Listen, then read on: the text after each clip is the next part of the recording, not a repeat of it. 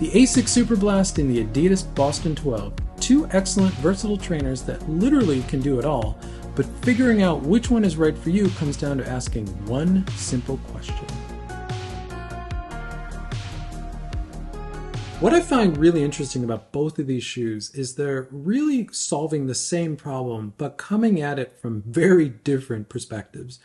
With the Superblast, it feels like Asics looked at their Metaspeed line, particularly the Metaspeed Sky, their premier super shoe, and they figured out how to strip that shoe back and make it more of a training-friendly shoe. And that's exactly what Asics pros and elites wanted, is they wanted an FF Turbo based shoe that could be used for training. And that's exactly what they gave them with this shoe. With the Boston 12, it feels like Adidas looked at one of their trainers, mainly the Adizero SL, and they figured out how to build that up, add some super shoe into it to make it a faster trainer. And that very much is what this shoe feels like. It doesn't feel like a race shoe. It feels like a very fast trainer. But these two shoes get to the same point, just from very different ways. As always with my Versus videos, let's go over the specs real quick. With the Asics Superblast, we have 45 mil of foam in the heel, 37 mil of foam in the forefoot, giving you an 8 mil drop. Basically, there's a lot of foam in this shoe. It is a big shoe, but it only weighs 8.4 ounces or 238 grams in the standard US men's size 9 reference size that everyone uses. But that combination of FF Turbo foam, which is Asics' premier super foam, and FF Blast Plus, which is Asics' premier training foam, gives you a very smooth ride. And keep in mind, there is no plate. There is no stiffening agent in the midsole of this shoe. This shoe is 100% foam in the midsole. We have a aggressive toe rocker and heel bevel, and overall, it's a very firm ride. Cushion ride, but firm ride. Moving over to the Adidas Boston 12, we have 37 mil of foam in the heel, 30 mil of foam in the forefoot, giving you a 7 mil drop. Basically, the amount of foam in the heel of the Boston 12 is the same as in the forefoot of the Superblast, which tells you how much foam is in the Superblast. The Boston 12 weighs 9.1 ounces or 258 grams, again in the standard US men's size 9 reference size. And the midsole of the Boston 12 is made of a Lightstrike Pro, which is Adidas's current premier super foam, and Lightstrike 2.0, which is Adidas's standard training EVA foam. And the Boston 12 has Adidas's Energy Rods 2.0 system in the midsole. It isn't a carbon system, it's a glass fiber system, but there are rods in the midsole. This is a plated shoe. The Boston 12 has a much more mild toe rocker and a moderate lateral heel bevel and an overall stiff ride. The stiffness is a combination of Lightstrike Pro and the rods that are in this shoe. Looking at the fit of the Asics Superblast, there's a few things to note here. This upper, which I happen to really like, definitely leans a little bit more racy in my opinion. It's not as extreme as the uppers that are on the Metaspeed series from Asics, but it's definitely not as padded and soft and plush as the uppers that are on the, say, Nova Blast or the Nimbus series. The only real padding in this shoe comes around the heel counter and the Achilles flare, and it's fairly minimal. It keeps your heel locked down. The lockdown in the midfoot of this shoe is very good, and I would say it's a fairly generous width for this style of shoe, but I would not call this a wide shoe. I went true to size. I'm a size 9. This is a size 9. I've had no problems with fit as far as length. And overall, I find this to be a very accommodating fit, but definitely leans a little bit more racy than you would expect. Now, looking at the fit in the upper of the Boston 12, I would call this upper somewhere directly between the mesh and cellar mesh uppers that Adidas uses on the Adios Pro 3 or say the Adios 8, but nowhere near as plush as what's maybe on the Adizero SL. It's definitely between those. It's a softer material. It's a more forgiving material. It's a material that conforms to your foot much better than the mesh materials used on the higher end race shoes, but it's definitely not as plush or as soft as what you would get on a true trainer. There's no padding in the heel counter or the Achilles flare of the shoe, and it has the same Adizero heel counter across every Adizero shoe, which means it has 2 pieces of foam on flanking the Achilles, nothing back here, and it is a very rigid heel counter. So if the Adidas Adizero heel counters give you trouble, this one may as well.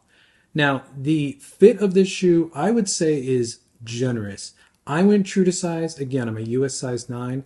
If I wanted this shoe to have a real race fit, I could go half a size down. But for a trainer, I want the generous fit, particularly in the forefoot.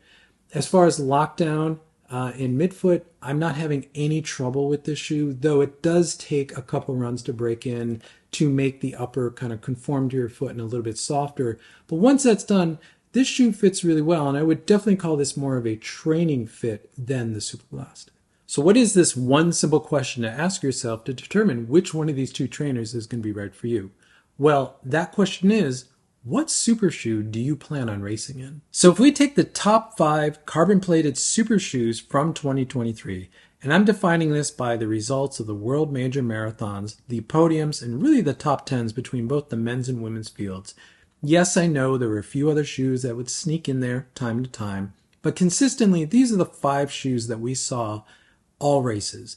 Now, in 2024, this top 5 may change a little bit, but for the sake of where we are right now in 2024, these are the top 5 shoes that we're dealing with, and they represent 2 really different approaches to what you like in a super shoe. If you're a runner who likes to race in the Nike Alphafly, any generation, or the Asics Metaspeed Sky Plus, you're probably going to prefer training in the Asics Superblast. Why is that?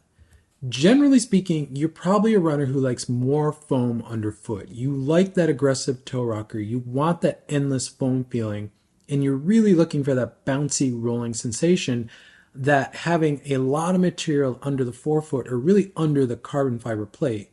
Because in this style of shoe, in the Alphafly or the Metaspeed Sky Plus, the plate is right under the foot, and then you're loading up all of that foam between the plate and the ground, getting the energy return from the foam, or in the Nike Alphafly's case, the technology in the forefoot.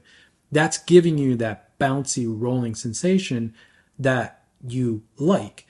If that's what you want, the Superblast is the shoe for you because that's exactly the type of sensation that it gives you. Now, if you're the type of racer who prefers to race in a Nike Vaporfly any generation, but especially the Vaporfly 3, or you're lucky enough to be racing in the Adidas Adios Pro Evo 1, you probably are going to prefer the Boston 12 because you want a more direct and nimble feel. You want a little less toe rocker. Not that these two shoes don't have toe rocker, you just want a little less of it. You want a firmer feeling in the forefoot because for this style of shoe, the carbon fiber plate comes very close to the ground. So you're getting a little bit more stable, a little bit more rigid ride, but that gives you a noticeable pop off of the toe. That's exactly the type of feeling combined with a much more direct and nimble feel that the Boston 12 will give you.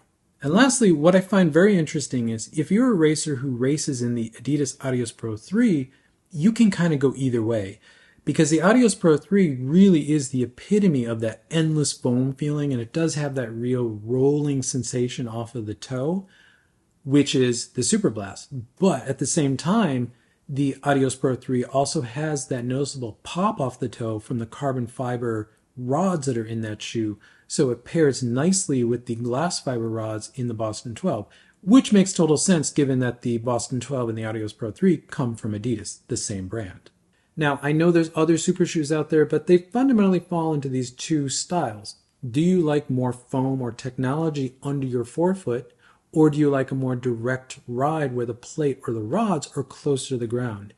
You can determine based on those 2 things which other super shoe is going to pair with either one of these excellent trainers. Thank you for making it to the end of the video. If you like this type of content, consider subscribing. You'll see more content from me pop up in your feed. If not, drop a like on this video because it helps this channel continue to grow, which I always appreciate. And with that, I'll catch you in the next one.